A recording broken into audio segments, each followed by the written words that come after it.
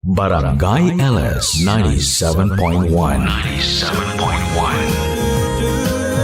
O tayo ay forever. Forever.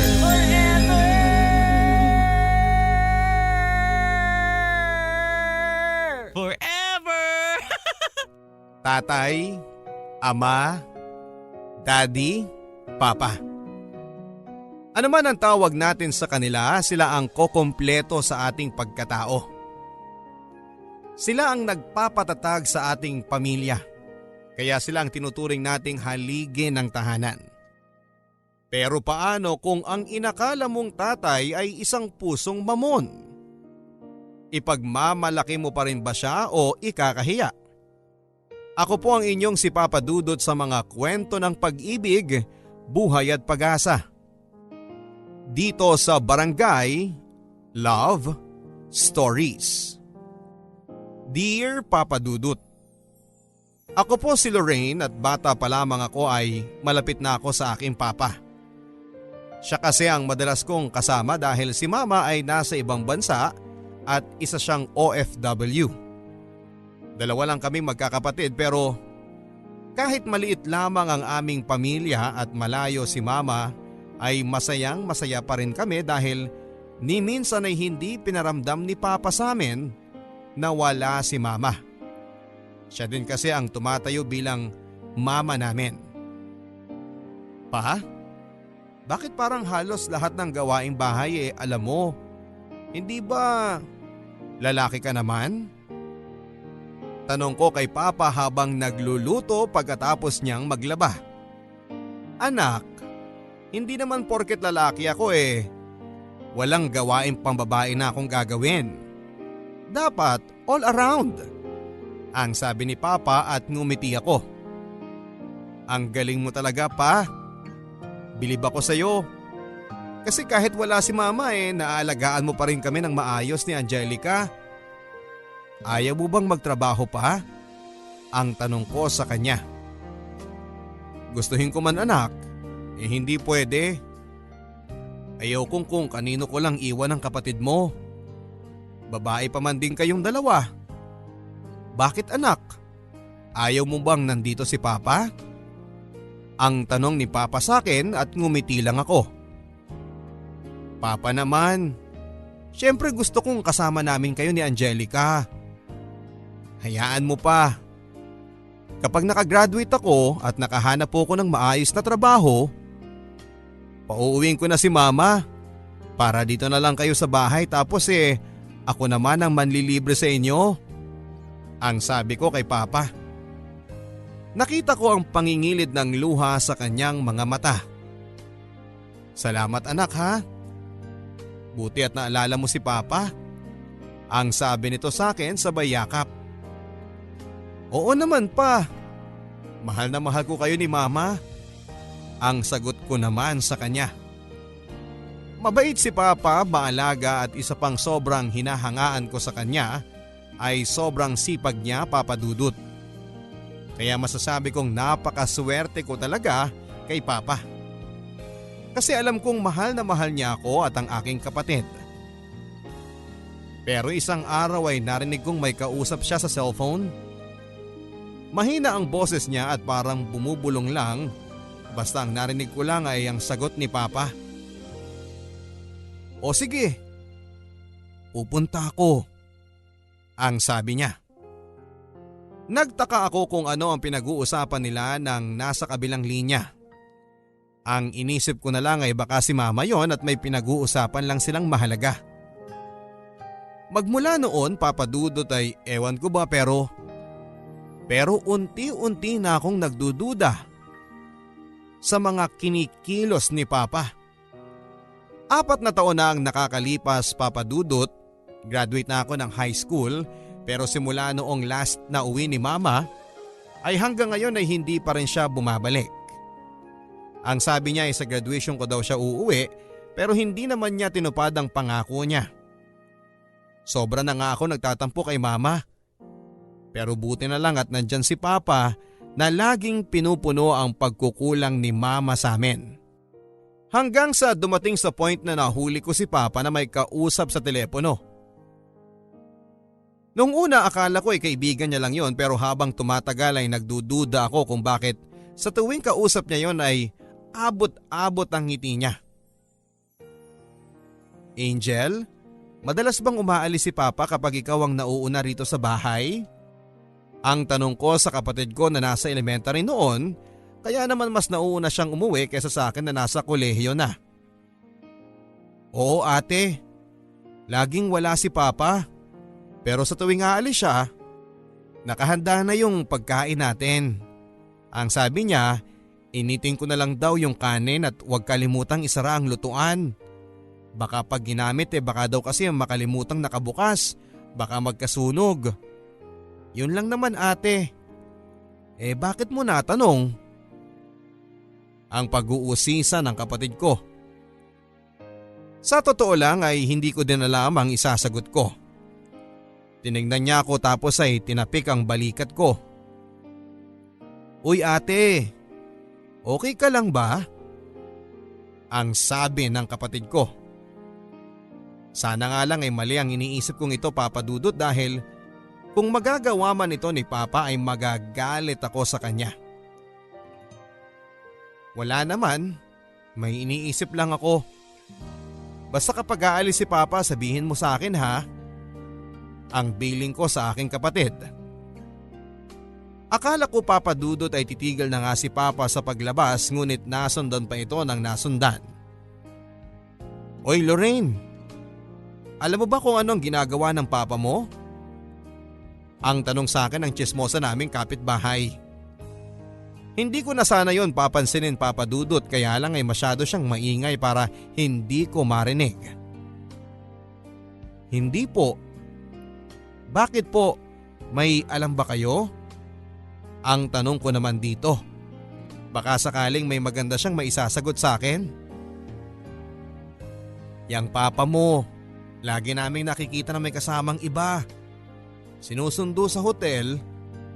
Naku ha, yan ang nga bang sinasabi ko Porket wala dito ang mama mo, ganyan ang gagawin niya. Hay naku, ang mga lalaki talaga. Hindi makontento sa isa. Ang pagdidiin pa nito. Noong una ay ayaw ko sanang patulan ang mga sinasabi niya, pero andito na rin lang kaya tinanong ko na. Sino po ba yung nakita niyong kasama ni Papa? Ang tanong ko. Yung isang babaeng maganda tapos sexy. Nako, kung ako sa inyo, sasabihin ko na sa mama mo. Baka mamaya hindi nyo na namamalayan na iiwanan na pala kayo ng Papa nyo. Ang sabi niya sa akin. Bumilis ang pintig ng puso ko at gusto kong sabihin kay mama ang lahat ng nalaman ko, pero nagpigil ako, Papa Dudut, dahil ayokong masira ang pamilya na meron ako. Nagdaan pa ang mga araw, Papa Dudut, at lagi ko na ngang hindi naaabutan si Papa sa bahay. Pero si Papa yung tipo ng magulang na aalis pero sisiguraduhing maayos na ang lahat sa bahay. Nakaluto na siya, ready na ang higaan, pati ang mga uniform namin kinabukasan ay planchado na. Kaya nang makakuha ko ng tiyempo, wala kaming pasok noon, kaya naman nagkaroon ako ng pagkakataon na i-one-on-one si Papa. Aalis na sana siya noon, Papa Dudut, kaya naman kinausap ko na siya habang nag-aayos siya ng gamit niya. Pa? Saan ba kayo pupunta at saka bakit hindi na tumatawag ang mama sa atin? Ang tanong ko dito at tumingin siya sa akin. Anak, nagtatrabaho si Papa para sa inyo. Ang mama niyo naman, kaya hindi tumatawag ay busy lang sa trabaho niya. Stricto raw ang bago niyang amo, kaya hindi siya makatawag. Ang sabi ni Papa. Nakita ko naman ang senseridad sa mukha ni Papa, kaya naman hindi na ako nagduda pa sa mga sagot niya. Papa, kung may trabaho ka, bakit tuwing gabi lang? Hindi ba kadalasan ang trabaho sa umaga? Ang sabi ko ulit sa kanya. Ngumiti lang si Papa sa akin tapos ay kinerot ang ilong ko. Ang anak ko talaga, napakadaming tanong Matulog ka na kaya? Bukas may pasok na kayo at saka huwag ka nang masyadong mag-isip ng kung ano-ano dyan. Basta anak, nandito lang si Papa ha. Hindi ko kayo pababayaan. Ang lahat ng ginagawa ko ay para sa inyo. Okay? Ang sabi ni Papa. Sa ganoong pamamaraan ni Papa ay nakukumbinsi niya ako na wala siyang ginagawang masama. Pero minsan Papa Dudut, ay napapaisip talaga ako kung ano ang meron sa trabaho ni Papa. Labag man sa aking kalooban na usisain pa yon ay parang may kung ano sa puso ko na nagtutulak sa akin para alamin ang katotohanan. Makailang ulit ko pa rin naririnig ang chismis sa pambababae ni Papa. May kasamang babae tapos papasok sa bar. Sa tuwing iniisip ko na gagawin yun ni Papa ay sumasama ang loob ko.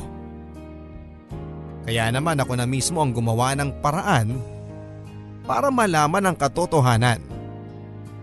Hindi ako pumasok noon sa isang subject ko para lang abangan si Papa. Sa lugar na sinasabi ng mga kapitbahay namin na lagi nilang nakikitang may kasama siyang babae na pumapasok daw sa bar. Mga bandang 7:00 na ng gabi yon, sa hindi kalayuan ay naaninag ko nga si Papa. Halos mga togang tuhod ko sa aking mga nakita. Tama nga ang sabi-sabi tungkol kay Papa. May kasama siyang babae na pumasok sa bar. Paulit-ulit kong sinasabi sa sarili ko na hindi totoo pero kitang-kita ng aking mga mata. Niloko kami ni Papa. Niloko niya lang kami. Pagkatapos ng araw na yon ay hindi ko na alam kung paano ko haharapin si Papa. Hindi ko rin alam ang gagawin. Kung sasabihin ko ba sa kanya na nakita ko siyang may kasamang iba o itatago ko na lang ito para mapanatiling buo ang pamilya namin. Si Mama na dapat kong pagsabihan lang ng hinanakit ko ay wala din at hindi ko din makontakt. Hindi ko na alam kung saan ako lulugar, Papa Dudut. Kaya naman minabuti ko na lamang nakausapin si Papa ng masinsinan. Bahala na kung ano ang malaman ko.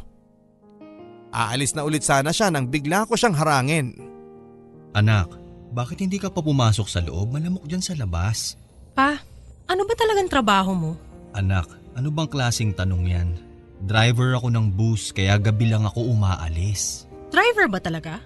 Nagtatrabaho ko ba talaga o nambababae?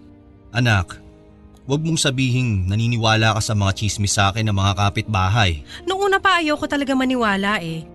Pero nung nakita na mismo ng mga mata ko, doon ako nagsimulang magduda kung totoo ba talagang sinasabi niyo sa akin o mas paniniwalaan ko yung sinasabi ng ibang tao. Anak, maniwala ka sa akin. Wala akong ginagawang masama. At gaya ng paulit-ulit kong sinasabi sa'yo, ang lahat ng ginagawa ko ay para sa kabutihan yung dalawa ng kapatid mo. Hindi ko na alam pa. Pero kung totoo yung sinasabi niyo, bakit nakita kitang may kasamang babae nung isang gabi tapos pumasok kayo sa bar? Anak, maniwala ka sa akin. Wala akong intensyong masama. Ang hinihingi ko lang sa'yo ngayon, anak, ay konting pangunawa. Balang araw, maiintindihan mo din ako. Hindi ko talaga alam kung ano ang ibig sabihin ni Papa sa mga sinabi niyang yon. Pero dahil na rin sa mga nakita ko ay nagsimula nang magbago ang pakikitungo ko sa aking ama.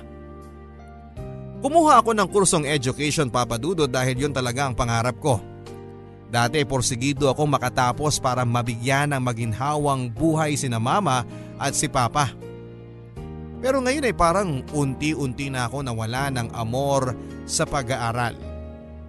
Lalo na sa mga nangyari kay Papa na pambababae. Hanggang sa makilala ko si Jeric. Niligawan niya ako ng 1 buwan at hindi nagtagal ay sinagot ko na rin siya. Sa tuwing kasama ko si Jeric ay nababawasan ang bigat ng mga iniisip ko. Ang daming dumating na problema, Papa Dudut. Noong una akala ko ay kaya kong lampasan ito ng mag-isa. Pero hindi pala.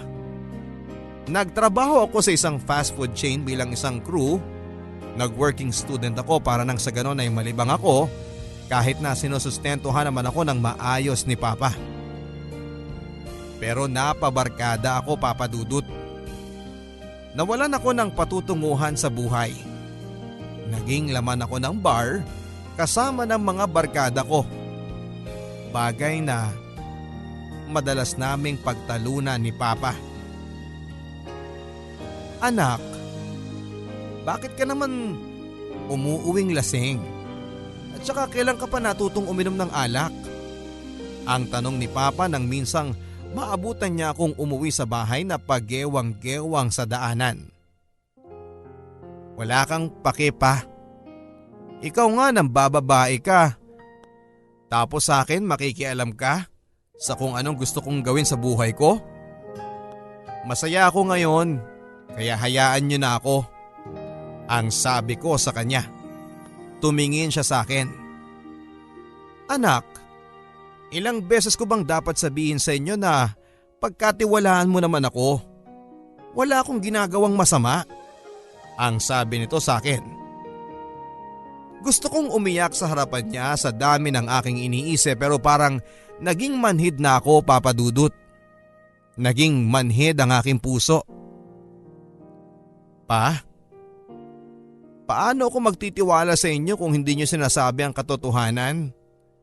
Kung bakit niyo nagawa ang lahat ng ito?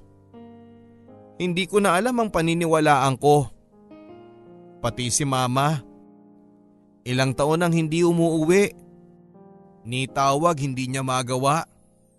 Ano bang nangyayari sa pamilyang to? Ang sabi ko kay Papa. Tinapik niya lang ang likod ko.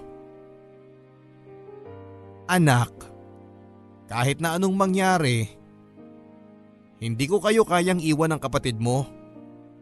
Ang sabi ni Papa. Gusto kong umiyak sa harap niya pero pinigilan ko. Kahit kanina pang nag-uunahan ang aking mga luha. Papa Dudut, nagpatuloy ang gawain kong pag-inom at pagbabarkada. Napabayaan ko na ang grades ko. Sobra talaga akong naapektuhan sa mga pinaggagawa ni Papa. At hanggang ngayon ay palaisipan pa rin sa akin kung dapat ko ba siyang pagkatiwalaan gaya ng mga sinasabi niya o dapat nga ba akong magalit dahil sa ginagawa niya. Hindi ko na talaga alam ang gagawin ko, Papa Dudut. Hanggang sa ako na mismo ang nakadiskubre ng matagal nang tinatago ni Papa. Mga bandang 3:00 na yon nang maalimpungatan ako at magising. Pumunta ako ng kusina para uminom ng tubig. Nakita ko ang bukas na kwarto ni Papa. Sumilip ako at wala pa nga siya. Binuksan ko ang ilaw at naghalungkat sa mga gamit niya. At laking gulat ko nang makita ko ang mga damit pambabae sa kanyang kabinet. At iba't ibang kulay ng wig. Hindi ko alam kung para saan ang mga yon, Papa Dudut. Muntik na ako mahuli ni Papa dahil saktong-sakto ang pagdating niya. Sumilip ako sa bintana ng kanyang kwarto at halos lumuwa ang aking mga mata. Nakita ko si Papa. May kasamang lalaki at magkahawak pa sila ng kamay. Pinisil niya ang pisngi ni Papa bago tuluyang umalis.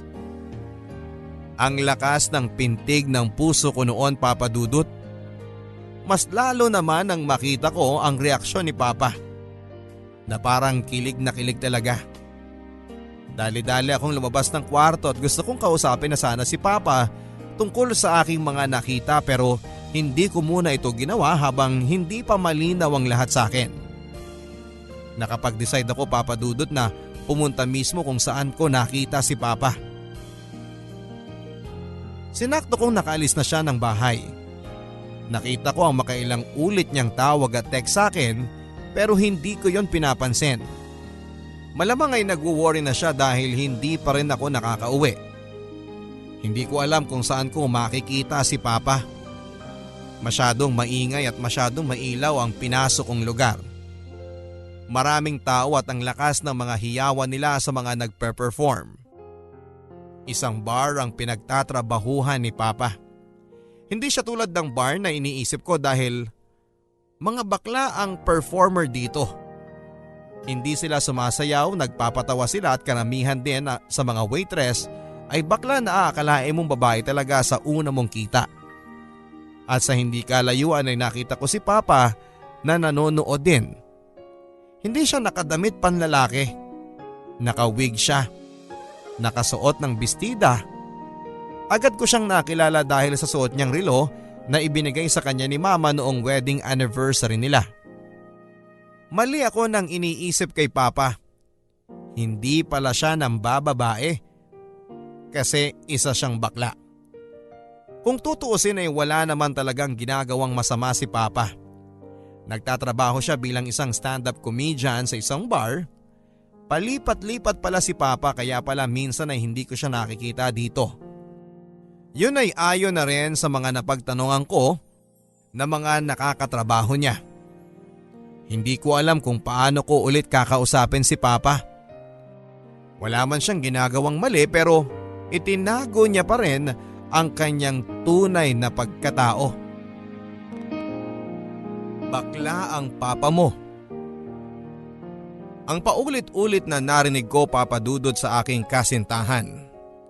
Gusto kong magalit sa kanya at gusto kong ipagtanggol si Papa pero wala akong magawa dahil alam kong totoo ang lahat ng yon. Kinausap ko si Angel tungkol sa mga kinikilos ni Papa at nagulat ako sa mga sinabi niya. Ate, matagal ko nang alam na ganyan si Papa. Minsan, binibihisan pa niya ako ng gown at inaayusan. Wala naman akong nakikitang mali sa ginagawa ni Papa. Maayos naman ang pagpapalaki niya sa atin. Kaya sana, huwag ka nang magalit sa kanya. Ang kasalanan lang naman niya ay hindi sa atin sinabi ang totoo niyang pagkatao.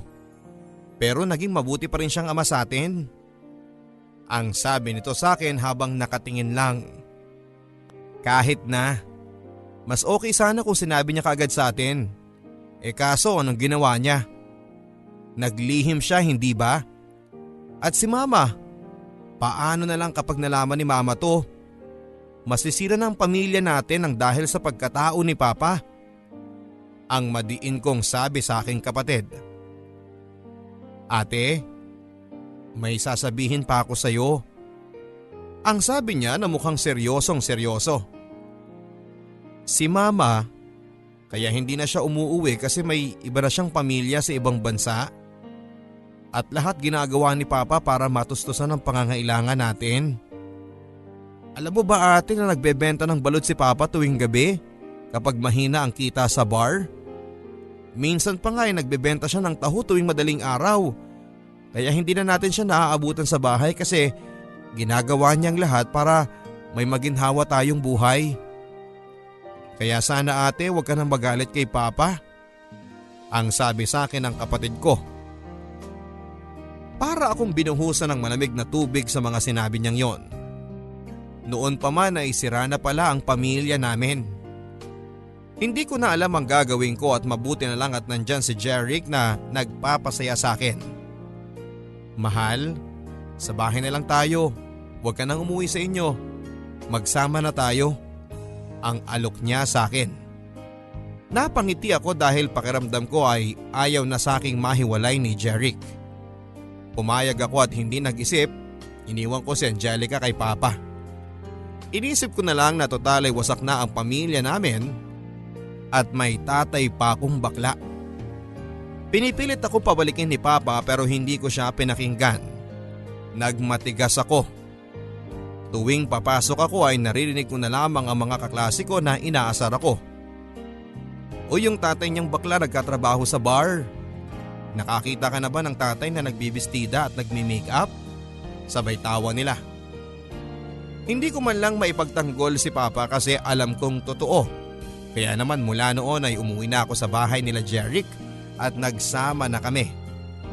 Sa tuwing kasama ko siya ay nakakalimutan ko ang aking problema.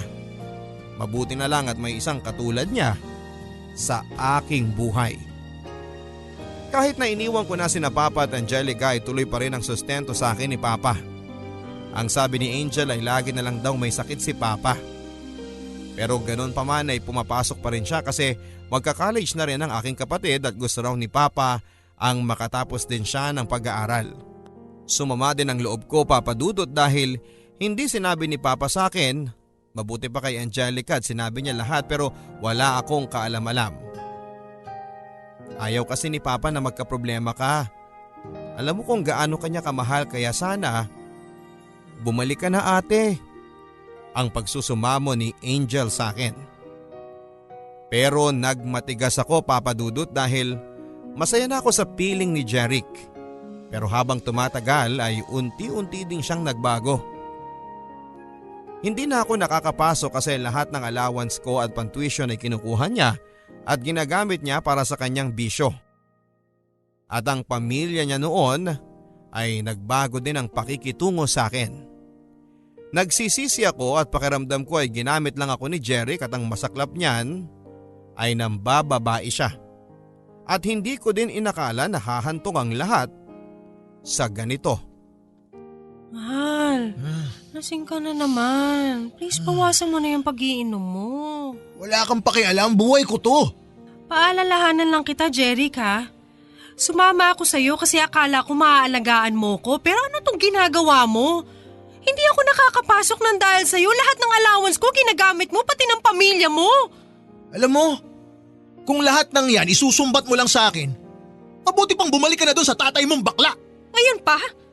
Kung kailan buntis na ako? Buntis ako, Jeric, at ikaw ang ama. Ha? Hindi sa akin yan.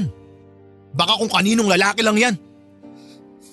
Anong yan ka, Jeric? Pagkatapos kong ibigay sa'yo lahat, ito ang gaganti mo? Ang masaya naming pagsasama ni Jeric ay sa ganoong paraan lang natapos at hindi ko alam ang gagawin ko. Hindi ko alam kung saan ako pupunta. Ayoko nang bumalik sa amin kasi ayokong makita si Papa. Pero anong gagawin ko? Hindi ko na alam kung saan ako pupunta. Wala na akong ibang malalapitan kundi si Angel, ang aking kapatid, kaya kinausap ko siya tungkol sa aking sitwasyon. Ate, bumalik ka na. Miss na miss ka na namin ni Papa. Ang sabi nito sa akin. Ayoko nang bumalik doon. Hiyang-hiya na ako sa ginawa ko at paano ko sasabihin kay Papa na nabuntis ako. Ang sabi ko sa kanya. Nanlaki ang mga mata ni Angel at nagulat siya sa mga sinabi ko. Tama ka, Angel. Buntis ako pero anong ginawa ni Jeric? Akala ko pananagutan niya ako pero hindi. Iniwan niya lang ako sa ere. Ang sabi ko sa kanya na umiiyak na. Niyakap ako ni Angel. Ate, andito lang kami ni Papa. Bumalik ka na please. Ang sabi niya sa akin. Kaya kahit labag sa aking kalooban na bumalik at makitang muli si Papa ay wala na akong ibang choice. Pagkarating ko sa bahay ay nakita ko nga si Papa. Nakahiga at namumugto ang mata at bumagsak ang kanyang katawan. Naalala ko na halos 5 buwan ko na pala siyang hindi nakikita. At ang allowance na ibinibigay niya sa akin ay pinapaabot lang niya kay Angel. Yung kasi ang billing ko na ayoko siyang makita. Pero halos manghina ako nang makita ko siya, Papa Dudut. Nakaramdam ako ng awa at galit sa aking sarili. Paano ko ito nagawa kay Papa? Pa? Ano nangyari sa'yo? Anak, medyo tinangkaso lang ang papa mo. Pero huwag kang mag-alala. Pak na pak pa rin ang beauty. Papa, sorry kung naging matigas ako sa inyo. Sorry sa mga kasalanan ko. Ano ka ba, anak? Kalimutan na natin yun. Ang mahalaga, nandito ka na at kasama na namin ulit. Pero pa, may kasalanan po ako. Ano yun, anak? Buntis ako pa. Pero hindi ako pananagutan ni Jeric. Yung boyfriend mo? Totoo ba yan, anak? Naku, gusto ko siyang sabunutan. Pa, hindi ba kayo galit sa akin? Dahil hindi na ako nakapag-aral ng dahil sa ginawa ko. Lahat ng allowance ko napupunta lang lahat sa kanya, ginagamit niya sa bisyo niya. Anak, wala na tayong magagawa kung yun na nangyari. Ang mahalaga ay alam mo na ang pagkakamali mo. Salamat pa. Pinangako ko pong bubuhayin ko na maayos yung anak ko kahit ako lang mag-isa. Kahit anong mangyari anak, hindi ka mag-iisa dahil kasama mo kami. Laking pasasalamat ko, Papa Dudut, dahil buong puso pa rin akong tinanggap ni Papa sa kabila ng mga pagkukulang ko at sa aking mga nagawang pagkakamali sa kanya. Kaya ngayon ay handa na akong magbagong buhay para sa aking pamilya at sa aking magiging anak. Nagkasakit si Papa, pero mabuti na lamang at naagapan at hindi naging malala dahil daw ito sa kanyang paninigarilyo. Kaya naman minabuti na niyang tigilan ang kanyang pagyoyosi. Ako naman, Papa Dudut, ay nagpatuloy sa pag-aaral kahit buntis ako. Hindi ito naging hadlang sa aking kagustuhang makapagtapos ng pag-aaral. Hanggang sa unti-unti ay nakatapos na ako. Kasama ko sa aking sinapupunan ng aking anak.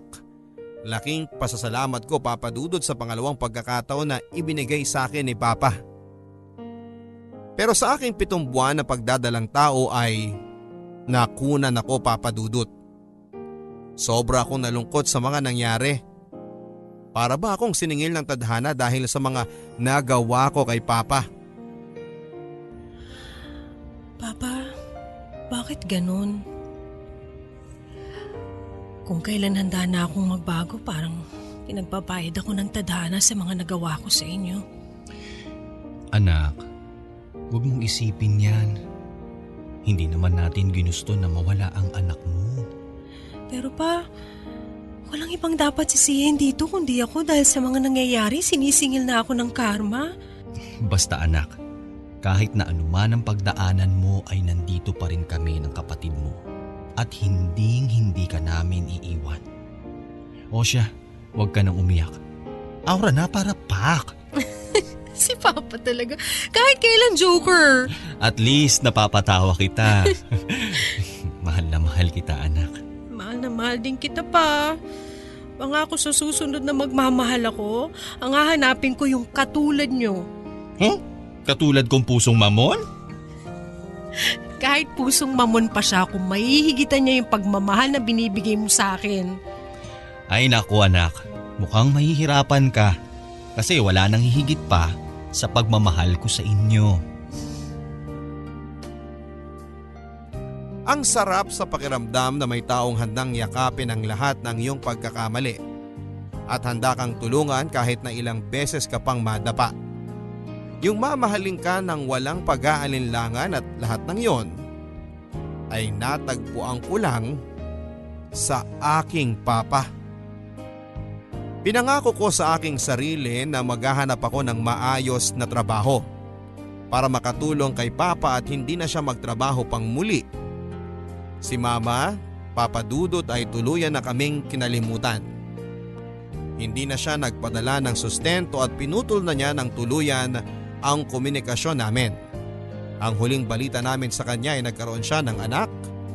Aaminin ko na nasaktan ako noon, lalo na nang makita ko ang bago niyang pamilya. Pinagtuunan ko na lamang ng pansin ang aking let, nag-review ako ng maayos at laking gulat ko na lamang na lahat ng aking paghihirap sa wakas ay nasuklian din. Bakit ba nagtatatakbo ka dyan, anak? Pa! May teacher ka na! Anong ibig mong sabihin? Pa! Nakapasa ako sa board exam! Talaga? Oo! Totoo ba yung sinasabi mo? Oo pa! Mapapalitan ko ng lahat ng paghihirap nyo!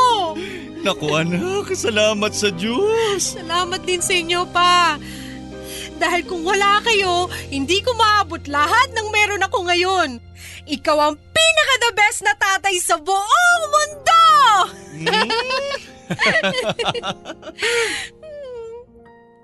Ang sarap palang sabihin yon kay Papa. Dahil deserve niya namang matawag na the best na ama. Kahit nakakaiba siya sa ibang tatay na brusko na imbes na manuntok kapag may nangaapi sa kanyang anak ay pipiliing manabunot ng buhok kapag may kaaway ka. Nakakatawa pero hindi ko kinakahiya si Papa. Bagkos ay pinagmamalaki ko siya na naging ama ko. Sa ngayon, Papa Dudut, ay mayroon na rin akong sariling pamilya at nakapag-asawa na rin. Principal na ako sa school na pinagtatrabahuhan ko.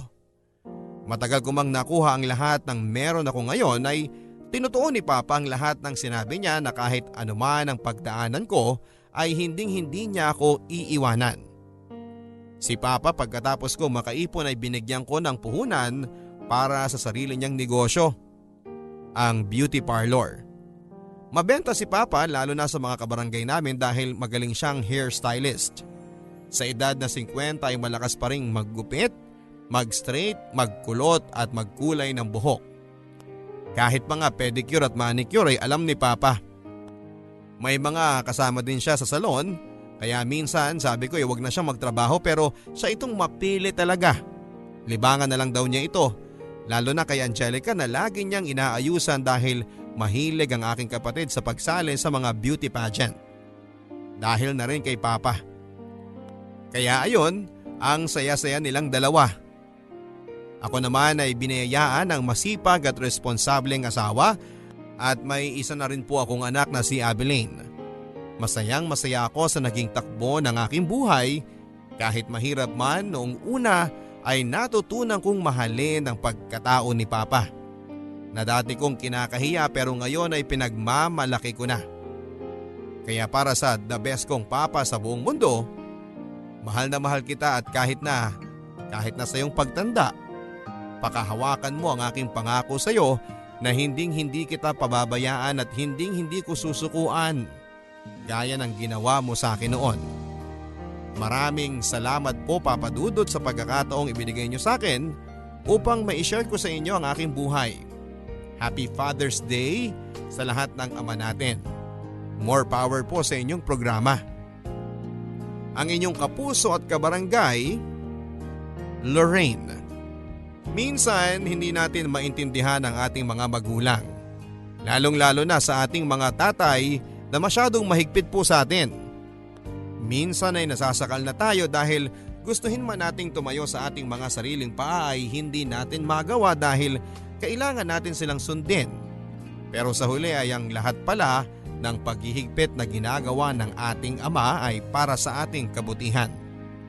Anuman ang trabaho, anuman ang pagkatao, hindi kailanman tayo mabubuo kapag wala ang pagmamahal ng ating ama.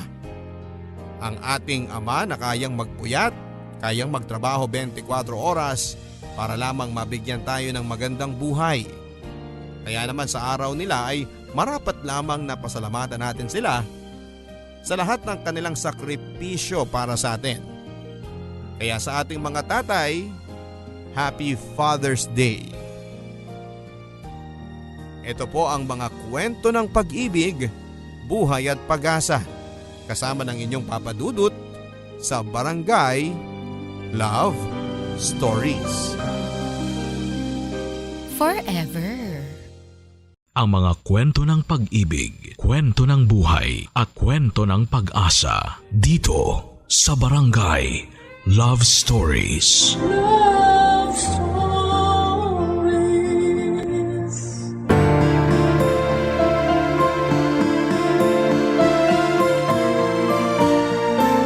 Masarap sa pakiramdam ang magmahal.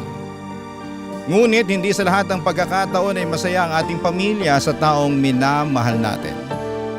Ikaw kabarangay, ano ang kaya mong talikuran at isakripisyo sa ngalan ng pag-ibig?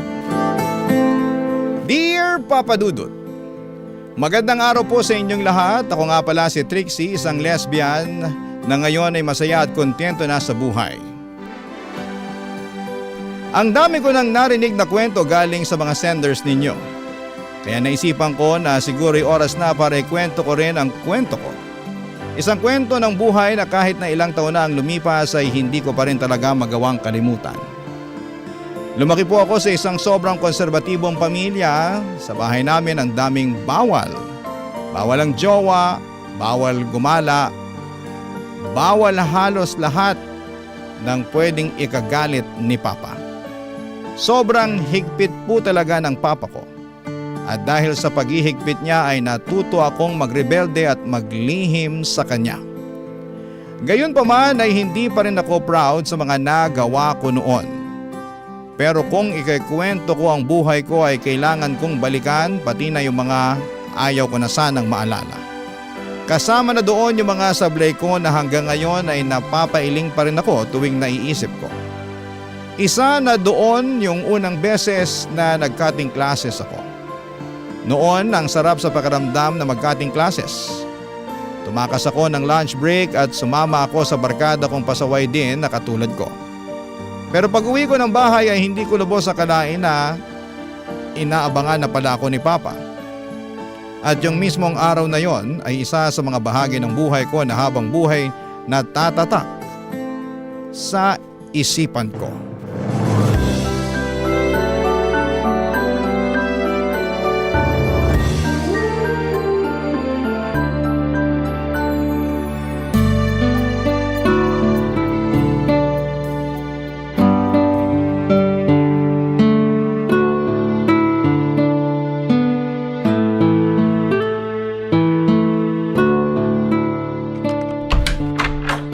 Andito na po ako. Pa, pasensya na po kung natagalan ako sa pag-uwi ha. May ginawa pa kasi kaming project ng mga kaklase ko eh. Project? Opo. Talaga ba? Anong klaseng project? Science project po. Anong klaseng science project naman? Huwag ka na magsinungaling, Trixie. Kala mo ba hindi ko alam yung mga pinaggagawa mo? Pumunta ako sa school mo at sinabi nila mismo sa akin na nagkakating ka. Papa, I'm sorry po. Sorry? Ano magagawa niya sorry mo? Ni minsan ba hindi man lang sumagi dyan sa isip mo na sinasayang mo lahat ng pinagpagura namin ng mama mo? Sa katunayan, yung mama mo nagtatrabaho pa ng overtime para lang may pandagdag kami dyan sa tuition mo tsaka sa allowance mo. Pasensya na po talaga pa. Hindi na mauulit. Ay, nako. Habang tumatagal, mas lalo akong nawawala ng tiwala sa'yo, bata ka eh. Ang dami-dami mo nang nililihim sa akin. Ay, akin na nga yung bag mo. Po! Pero bakit po? Itatapon ko tong bag mo. Wala naman ang pakinabang to, total nagkakating ka naman. Hindi ko ibibigay sa inyo ang bag ko. Huwag ka nga manlaban dyan, akin na. Papa, tumigil na po kayo! Sinabi ng akin eh. Papa, please! Papa! Ayun nga. Ano to? Ha? Ba't may isang kaha ka ng sigarilyo dito sa loob ng bag mo? Hindi po sa akin yan. Sa kaklase ko po yan. Hanggang kailan mo ako pagmumukhang tanga ha, Trixie? Hanggang kailan ka magsisinungaling sa akin? Kailan ka pa natuto manigarilyo? Pamalaki na po ko. Hindi niyo ako kailangang sigawan. Ay, naku. Hindi mo ako sasagutin ng maayos? Ha? Sinasagad mo talagang pasensya ko eh, no?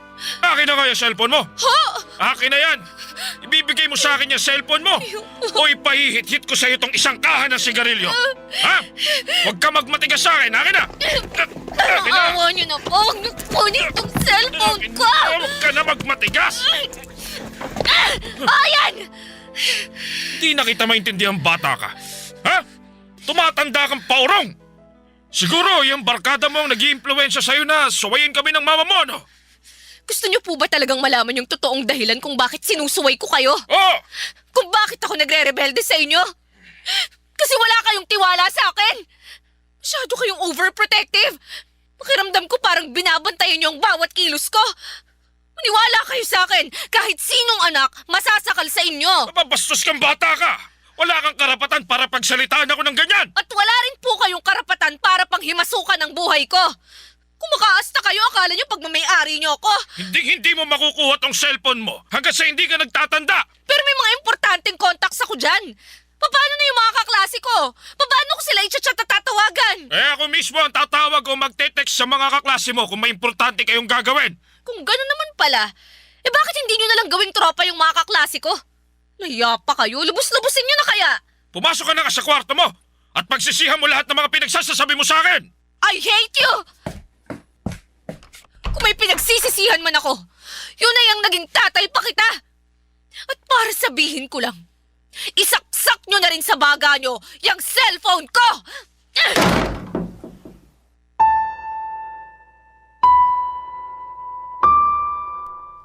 Nang mga panahong yon ay hindi ko pa naiintindihan na para rin pala sa kapakanan ko ang mga ginagawa ni Papa. Ang pakiramdam ko lang noon ay sobra akong nasasakal at parang wala akong freedom. Akala ko ay hindi talaga ako naiintindihan ng mga magulang ko at mas lalo na ni Papa. At dahil sa hindi namin pagkakaintindihan ni Papa ay unti-unti ring nawala ang gana ko na pumasok sa eskwela. Pero siguro nga ay may paraan si Lord para bigyan ako ng dahilan na magpatuloy. At dumating yung dahilan na yon nang makilala ko si Yumi. Isang napakagandang babae na nag-aaral din sa eskwelahan ko. Matagal ko nang nakikita si Yumi sa school pero hindi ko siya pinapansin dati kasi tahimik siya. Mahiyain at halos hindi nagsasalita. Pero isang araw, noong lunch break namin ay halos puno na lahat ng mesa sa kantin. Yung mesa lang ni Yumi ang bakante, kaya doon na ako umupo. Doon kami unang nagkausap at mula noon ay naging habit na namin ang sabay na kumain ng lunch. Hanggang sa hindi ko na namalayan na naging best friend ko na pala si Yumi. Hanggang sa isang araw habang magkasabay kaming kumakain ni Yumi ay hindi ko lubos akalain na mas lalalim pa pala ang pag-uusap namin.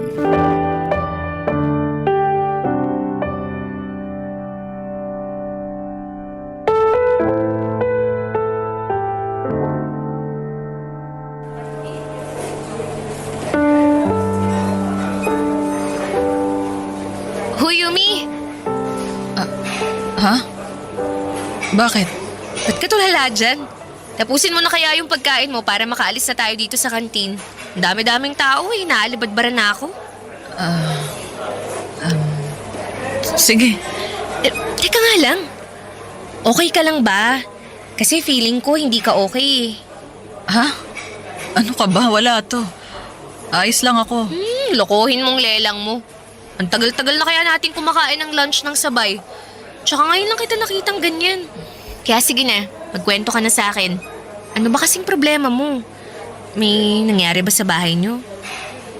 Trixie, di ba best friend naman kita? Well, sabay tayong nagla-lunch, tapos madalas din tayong nagkikwentuhan. Tapos, sinishare mo sa akin yung pagkain mo. At sinishare ko rin sa'yo yung pagkain ko. Pero hindi kita best friend, no? Pero wag ka mag-alala. Pag-iisipan ko yan at babalikan kita. Trixie naman eh. Sira. Siyempre, best friend na kita. Noong una, naaminin ko na medyo nawiwirduhan ako sa'yo kasi tahimik mo eh. Tapos dinadaan-daanan mo lang ako tuwing nagkukrus yung landas natin noon. Pero okay ka naman palang kabanding eh. At yan ang tinatawag nilang don't judge a book by its cover. O, diba? Ewan ko sa'yo. Dami mong sinasabi. Eh kung kanina mo pa kasi sinasabi sa akin yung bumabagabag dyan sa isip mo, eh di sana kanina pa tayo tapos, di ba? Kaya utang na loob, magkwento ka na. Mapagkakatiwalaan mo ako, promise. Sige na nga. Pero Trixie, mangako ka sa akin na wala kang pagsasabihan ha. Sa'yo ko lang talaga sasabihin to. Promise. Trixie, tomboy ako. Ha? I'm sorry. Nandidiri ka na ba sa akin? Baliw. Walang problema sa pagiging tomboy, no? Alam mo kung ano yung problema? Yung mga taong mapanghusga at makitid yung pag-iisip. Pero teka nga lang, bakit big deal sa'yo yung pagiging tomboy mo? At mukhang hindi ka mapakali dyan. Eh kasi, hindi ko masabi-sabi sa mga magulang ko yung tungkol sa sexuality ko. Bakit naman? Yung mama at papa ko kasi, sobrang relihiyoso. Sigurado ako na palalayasin nila ako sa bahay kapag nalaman nila na tomboy ako. Yung totoo niyan, nasasakal na nga ako tuwing sinasabi nila sa akin na gusto daw nilang magkapo balang araw.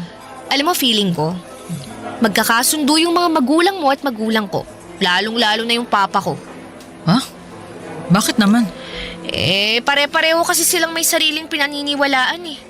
Kung yung mga magulang mo sobrang relihiyoso, yung sa akin naman, napaka-overprotective. Pareho naman pala tayo ng pinagdadaanan eh. Pareho tayong nagtitiis at nagkikimkim. Huwag ka nangang malungkot dyan. Para hindi mo maramdaman na mag-isa ka. Sige, eto. Niaaminin ako sa'yo. Pero mangako ka na wala ka ring pagsasabihan ha.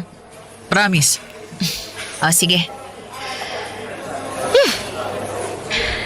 Yumi, kagaya mo, tomboy din ako.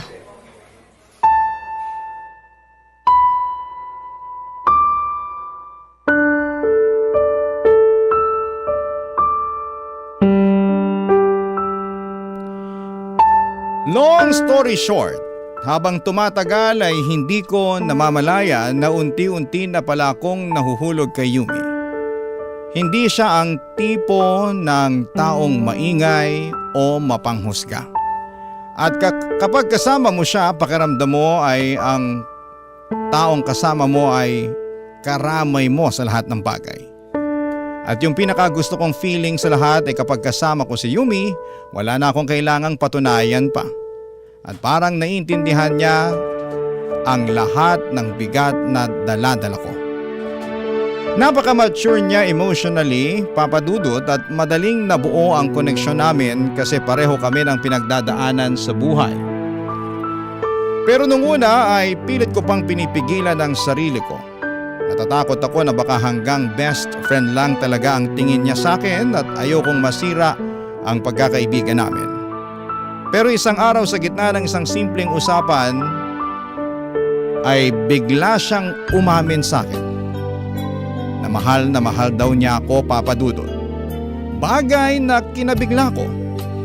Pero naging dahilan para maging masaya. Barangay Love Stories. Barangay Love Stories. Pagkatapos aminin ni Yumi na mahal niya ako ay hindi na ako nagpaligoy-ligoy pa.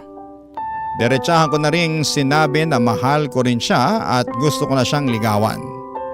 Kabado ako noon, pero sa sobrang saya ko ay halos hindi na ako makahinga nang pumayag siya. At doon talaga nagsimula ang relasyon namin ni Yumi.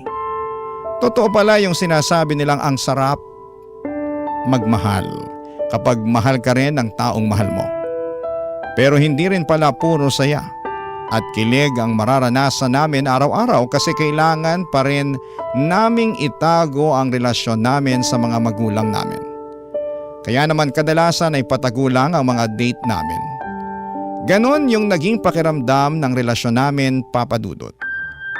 Masaya, pero may takot at masarap, pero may kaba. Hanggang sa isang araw habang kumakain kami ni Yumi ng street food sa isang park. Hindi ko inaasahan na may mangyayaring magpapabago sa lahat. At sa araw na yon, masusubok ang tibay ng relasyon namin ni Yumi, Papa Dudut.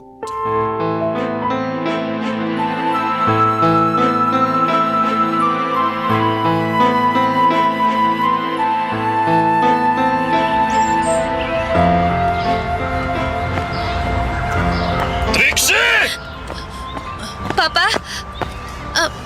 Paano niyo po nalaman na nandito ako? Nag-message sa akin yung isa sa mga kaklase mo.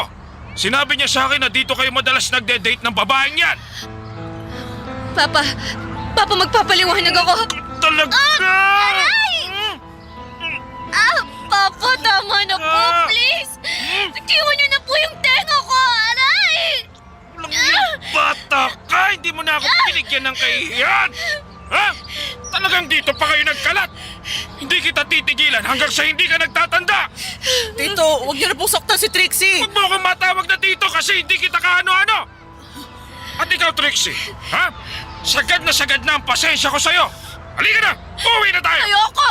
Trixie, sumama ka na lang sa papa mo. Tito, please, huwag niyo na pong pagalitan si Trixie. Manahimik ka! Hindi kita kinakausap! Trixie, halika na!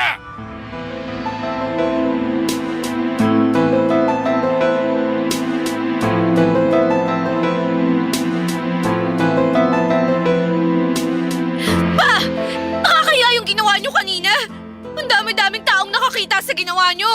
Nahihiya ka sa ginawa ko, pero hindi ka nahihiya dun sa lampungan nyo ng babaeng yun. Bakit? May mas lalaki pa bang kahihiyan dun sa ginawa nyong pag-eskandalo? Nagmukha ko kayong walang pinag-aralan sa ginawa nyo. Trixie, ikaw nga umamin ka nga sa akin. Kayo ba ng babaeng kasama mo kanina sa park? Ha? Magsabi ka sa akin ng totoo! Oo! Kami po ni Yumi! Tomboy po ako at panahon na para sabihin ko sa inyo na hindi ko ikinahihiya yon. Naihibang ka na yata eh. Yan bang natututunan mo sa mga barkada mo at sa babaeng kasama mo kanina? Ha? Binabalaan kita, Trixie, ha? Hiwalayan mo yung babaeng yon. Mga salot sa lipunan na mga katulad niya. Hihiwalayan ko si Yumi dahil ano? Dahil makitid ang pag-iisip mo? Hindi!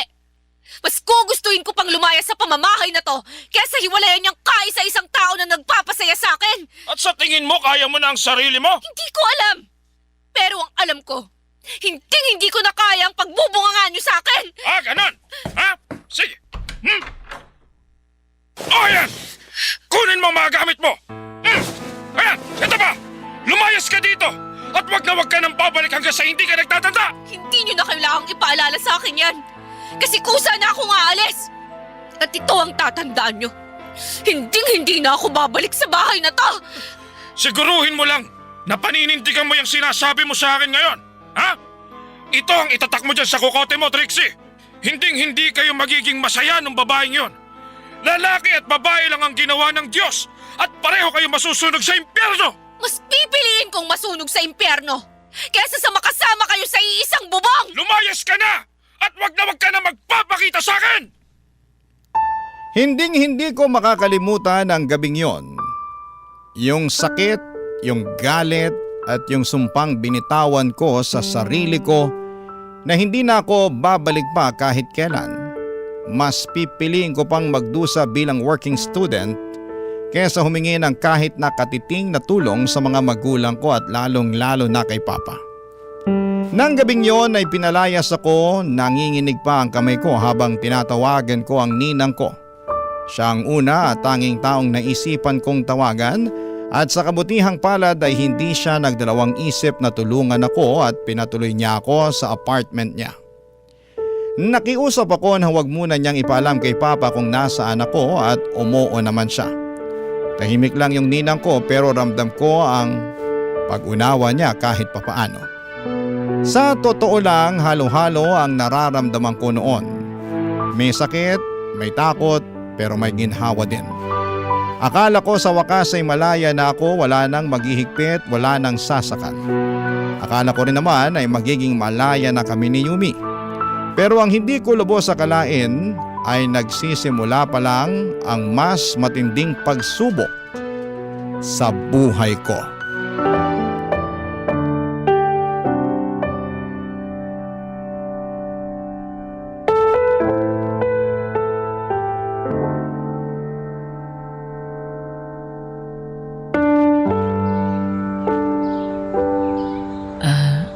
Trixie, sa tingin ko, mas mabuti pa kung tigilan na natin to.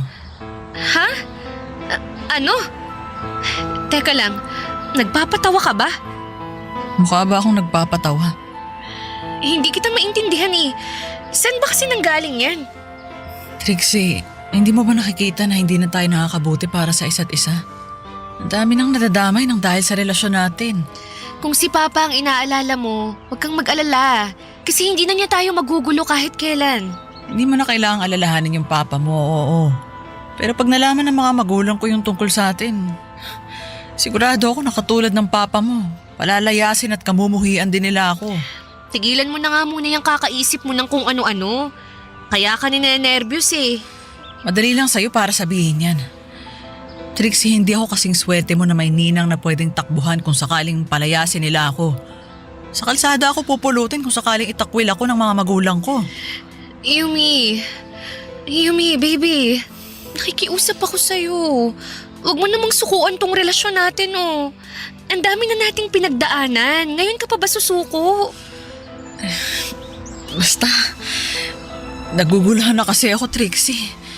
Hindi ko na alam ang gagawin ko. Kumalma ka nga muna. Ito lang ang sasabihin ko sa'yo. Balang araw, Matatanggap din ng mga magulang mo yung relasyon natin. At kapag nangyari yun, hindi ka mag-iisa. Kasi nandito naman ako. Ipapaliwanag ko sa kanila ang lahat-lahat. Hindi mo kilala ang mga magulang ko, Trixie. Masisiraan sila ng bait kapag nalaman nilang tomboy ako. Mas lalo nila akong kamumuhian kapag nalaman nilang may relasyon tayo. Pero hindi sapat na dahilan yun para sumuko ka. Eto, makinig ka sa akin. Makikipaghiwalay lang ako sa'yo kapag sinabi mo sa akin na hindi mo na ako mahal. Kaya magkaaminan nga tayo. Mahal mo pa ba ako? Mahal na mahal kita, Trixie. Mahal na mahal din kita, Yumi. Sige. Pero ipangako mo sa akin na hindi mo ako iiwan. Saan ba kasi nanggagaling yung pag-aalinlangan mo? Diba initsyapuwera ko na nga si Papa para lang panindigan yung relasyon natin? Hindi pa ba sapat yun para mapatunayan ko sa'yo na mahal kita at hindi kita iiwan? Dana. I'm sorry. Ngayon lang kasi ako nakaramdam na may totoong nagmamahal sa akin eh. At hindi ako magsasawa na iparamdam sa'yo araw-araw kung gaano kita kamahal. Sobrang sweet mo talaga kahit kailan. Teka, siya nga pala. Ipapakilala kita sa ninang ko mamaya kapag nagising na siya. Ano ka ba naman? Wag na. Nakakahiya. Huwag na nating abalahin yung ninang mo. Ay hindi. Mahal na mahal kita at handa akong patunayan sa'yo yun sa paraang alam ko. Masaya ako at nakumbinsi ko si Yumi na huwag akong hiwalayan ng araw na yon. Sa totoo lang, yun na siguro ang isa sa mga pinakamagandang pag-uusap namin. Kasi pagkatapos noon ay mas lalo pang tumibay ang relasyon namin. At mas lumalim ang tiwala namin sa isa't isa. Parang doon ko na rin naramdaman na talagang espesyal siya sa buhay ko. At mas napadalas din ang pagde-date namin. Madalas kaming lumalabas para kumain ng street food at paminsan-minsan ay napapadpad din kami sa mga fiesta. Para sa iba, simple o pangkaraniwan lamang siguro yon. Pero para sa akin, basta sandali na magkasama kami ay ang may espesyal na kahulugan na. Sa bawat tawanan, sa bawat kilig at sa bawat simpleng gala, nararamdaman ko kung gaano namin kamahal ni Yumi ang isa't isa. Barangay Love Stories. Barangay Love Stories. Pero hindi nagtagal yung mga maliligayang araw namin, Papa Dudut. Kasi habang tumatagal, ramdam ko na parang lumalayo na ang loob ni Yumi sa akin. Nung una iniisip ko na lang na baka masama lang siguro ang pakiramdam niya o baka may problema lamang siya sa bahay at sinubukan ko ring ipaliwanag sa sarili ko na normal lamang na may mga ganitong panahon sa isang relasyon. Pero habang tumatagal ay mas lalo kong nararamdaman na may mali talaga. Hindi na niya ako masyadong tinatawagan at hindi na rin kami lumalabas tulad ng dati. At para bang may pader na unti-unting humihiwalay sa amin. Kaya naman isang araw ay naisipan kong ayain siya na lumabas. Sa kabutihang palad ay pumayag naman siya. At nang magkita kami ay ramdam ko kaagad yung tensyon sa hangin.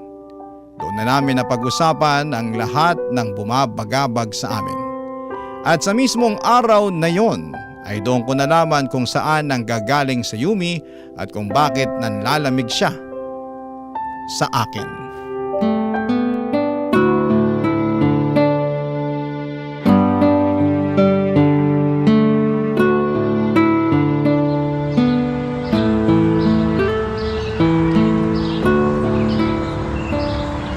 Kulit mo naman eh. Hindi naman kasi kita kukulitin kung nagsasabi ka lang sa akin ng totoo. Pwede bang tigilan mo na ako? Ayokong pag-usapan yan. Pero kailangan nating pag-usapan to. Kasi kung hindi, mas lalala lang to. Kaya sige na, makikinig ako sa'yo. Sabihin mo na sa akin, bakit ba pakiramdam ko parang iniiwasan mo na ako? Gusto mo talagang malaman ng totoo? Oo. Hindi ko na kasi kaya, Trixie. Gusto ko nang tapusin tong relasyon natin. Teka, ano na naman ba to? Hindi ba napag-usapan na natin to dati? Kasi alam na ni na Mama at Papa yung tungkol sa atin eh. Sandali lang. Ano? Paano naman nangyari yun? Nakita ni Mama yung I love you na message mo sa lock screen ng cellphone ko eh. Galit na galit sila Mama at Papa sa akin nung nalaman nila yung tungkol sa relasyon natin. Oh my gosh. Yumi, I'm sorry. Wala naman ang magagawa yung sorry mo. Tapos na eh, nangyari na. Pero dapat noon pa lang, sinabi mo na sa akin to. Para at least alam ko kung saan ka nang gagaling. Hindi yung bigla-bigla ka na lang manlalamig. Hindi mo alam kung ilang gabi akong hindi nakatulog sa kakaisip kung may nagawa ba akong masama sa'yo. Bakit? Eh kung sinabi ko ba sa'yo yung totoo, may magagawa ka ba? May magbabago ba ha? Kinamumuhian na ako ng mga magulang ko at wala ka nang magagawa para magbago yon. Kaya mas mabuti pa kung tapusin na lang natin to kasi puro kamalasan na lang ang dala sa akin itong relasyon na to. Saglit nga lang muna. Sakit mo namang magsalita, Yumi. Napaka-unfair mo naman. Just in case nakalimutan mo na, buwi na lang hiya at tinalikuran ko ang papa ko para sa'yo. Para mapanindigan tong relasyon natin. Ah, so ngayon nanunumbat ka na? Ayaw kitang sumbatan. Pero pinipilit mo akong sumbatan ka. Anong pinipilit? Kasi pinaparamdam mo sa akin na parang wala na akong magandang nagawa sa relasyon na to. Alam mo kung anong problema sa'yo, Yumi, ha? Sumusuko ka kaagad tuwing nahihirapan ka. Gusto kitang mahalin at ipaglaban. Pero tuwing ginagawa ko yun, mas lalo mo lang akong pinapahirapan. So anong gusto mong gawin ko? Gusto mo bang matuwa ako at tangkapin yung mga nangyayari sa atin ngayon? Trixie, galit na sa akin yung mga magulang ko at hindi ko alam kung mapapatawad pa nila ako. Pero hindi pa rin sapat na dahilan yan para sukuan mo yung relasyon natin. Kasi kung may problema, ayusin natin. Hindi yung basta-basta mo na lang itatapon ng lahat ng pinaghirapan natin. Utang na loob, tigilan na natin to. Ako na yung nahihirapan para sa'yo eh. Kung kaya mo pang ipagpatuloy yung ganitong setup, pues ako ayoko na. Tama na. Alam kong nahihirapan ka pero nahihirapan na rin ako. Yumi, may isang tanong lang ako para sa'yo. Ano yun? Magiging masaya ka ba kapag naghiwalay tayo? Di ko alam. Pero sigurado ako na patatawarin ako ng mga magulang ko kapag nalaman nilang nakipaghiwalay na ako sa'yo. Okay. Kung ganun, pumapayag na ako sa gusto mong mangyari. Wala na akong magagawa kung ayaw mo na. Siguro nga, kailangan na nating maghiwalay. Kasi nagmumukha na rin akong tanga. Awang-awa na ako sa sarili ko, Yumi. At pagod na rin ako. Hindi ko na ipagpipilitan ng isang bagay na hindi naman talaga para sa akin. Sobra talaga akong nasaktan at nalungkot sa hiwalayan namin ni Yumi. Ilang gabi akong hindi nakatulog at ilang gabi rin na iniyakan ko siya. Hindi ko inakala na darating ako sa puntong papayag akong maghiwalay kami. Lalo na't sumumpa ako sa sarili ko na hindi ko siya susukuan. Pero siguro ay may mga pagkakataon talaga na kailangan mong matutunan kung kailan ka dapat lumaban at kung kailan ka dapat bumitaw. Sa sitwasyon namin ni Yumi ay napagtanto ko na mas makabubuti para sa amin ang maghiwalay. Dahil habang mas kumakapit ako, mas lalo lamang akong nasusugatan. Sa hiwalayan namin yon ay marami rin po akong napagtanto sa mga naging desisyon ko sa buhay. May mga bagay pala akong kailangang ayusin sa buhay ko. At isa na doon ang relasyon ko kay Papa.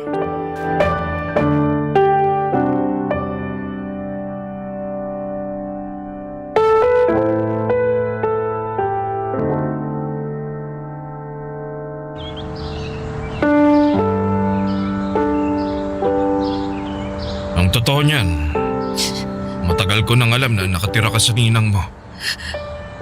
Ano po? Nung gabing pinalayas kita, nag-alala ako sa'yo. Kung saan kita hinanap. Kaya sobra yung pasasalamat ko nung nag-chat sa akin yung ninang mo na dumiretso ka daw sa kanya. Pero syempre, hindi na kita inabala kasi napagtanto ko na siguro kailangan mo ring mapag-isa. Umasa na lang ako na balang araw. Magpapakita ka rin sa akin kapag handa ka na. Papa, nagsisisi na po ako na tinaboy ko kayo. Nagsisisi po ako na pinagsalitaan ko kayo ng masama. Gusto ko lang pong malaman niyo na hindi ko po sinasadya lahat ng mga nasabi ko sa inyo. Papa, I'm sorry. Sorry talaga. Kung pwede ko lang bawiin lahat ng mga sinabi ko sa inyo, maniwala po kayo, babawiin ko. I'm sorry po. Aaminin ko na nasaktan ako sa lahat ng mga sinabi mo sa akin noon. Pero handa na kitang patawarin, anak. Basta mangako ka lang sa akin na magbabago ka na. Pangako po yun, Papa. Oh, siya, sige na. Pinapatawad na kita. Payakap na ako. Papa, thank you. Hindi niyo po alam kung gaano ako kasaya ngayon. Mahal na mahal ko po kayo. Mahal na mahal din kita, anak. Nga pala, may gusto kong sabihin sa'yo. Ano po yun? Tinatanggap na kita. Po? Hindi ako sangayon sa katigasan ng ulo mo at pagsuway mo sa akin. Pero kailangan ko pa rin humingi ng tawad sa'yo. Dahil hinusgahan kita kaagad sa pagiging tomboy mo. Ngayon, malinaw na sa akin na naging mapanghusga ako sa'yo. Pero maniwala ka sa akin. Nung lumayas ka ng bahay, doon ko napagtanto na hindi ko pala kayang mawala ka, anak. Kaya ngayon, buong puso na kitang tinatanggap. Kasi mahal na mahal kita. Papa, hindi ko lubos akalain na darating yung araw na to. Salamat po. Hindi niyo po alam kung gaano niyo ako napasaya ngayon. Saka, sorry kasi hinusgahan ko rin yung girlfriend mo, anak. Ayos lang po yun, Pa. Kalimutan niyo na po yun. Wala na yun. Oh, sige. Ganito, makinig ka. Sumasang-ayon na ako sa relasyon nyo ng girlfriend mo. Basta, ipangako mo sa akin, ha? Na makakapagtapos ka ng pag-aaral mo at susundin mo lahat ng mga patakaran ko. Nagkakaintindihan ba tayo? Opo. Asa na pala yung girlfriend mo? Papuntahin mo dito para makapag-sorry ako ng maayos sa nagawa ko sa kanya nun. Pa, wala ka nang dapat ipag-alala pa kasi naghiwalay na kami ni Yumi. Bakit naman, anak? Naku pa, hayaan niyo na po yun. Mahabang kwento eh. Basta pangako ko po sa inyo na tatapusin ko muna ang pag-aaral ko at hinding-hindi na muna ako magjojowa. At kung sakali man na nagka-jowa ako ulit, ipapakilala ko na po sa inyo ng maayos. Pangako ko po sa inyo yan. Pagkatapos ng araw na yon ay unti-unti na ring naging maayos ang relasyon namin ni Papa. Kinausap ko rin si Mama at pinaliwanag ko ang lahat ng pinagdaanan ko. At sa kabutihang palad ay pinatawad at natanggap niya rin ako gaya ng ginawa ni Papa. Kahit na masakit ang lahat ng pinagdaanan ko, Papa Dudut, ay nagpapasalamat pa rin ako. Dahil kung hindi nangyari ang mga masasakit na karanasang yon, siguro'y hindi rin kami darating sa puntong nagkakaayos at nagkakapatawaran ni Papa. At baka hindi rin niya natanggap kung sino talaga ako at ang pagiging lesbian ko. Sa ngayon, Papa Dudut, ay nagtatrabaho na ako sa kasalukuyan at single pa rin. Pero masaya naman ako. Ako na ang tumutulong at nagsusustento kina Mama at kay Papa. At tuwing nagagawa ko yon, pakiramdam ko po ay may saysay ang lahat ng hirap ko sa pagtatrabaho. At tungkol naman kay Yumi ay hindi na po kami nagkausap simula nung nagkahiwalay kami. Pero friends pa rin kami sa Facebook. At ang huli kong balita ay may asawa at anak na siya. Maniwala man kayo o hindi, masaya na ako para kay Yumi at taus-puso kong hinihiling na sana'y nahanap na nga niya ang peace of mind na matagal na niyang hinahanap. Dito ko na po muna tatapusin ang kwento ko. Sakaling magkaroon ulit ng love life, magpapadala po ako sa inyo, Papa Dudut, ng panibagong sulat. Maraming salamat, ang inyong kapuso't kabarangay, Trixie. Anong say mo sa Barangay Love Stories na ito? Pagkwentuhan natin sa comment section yan.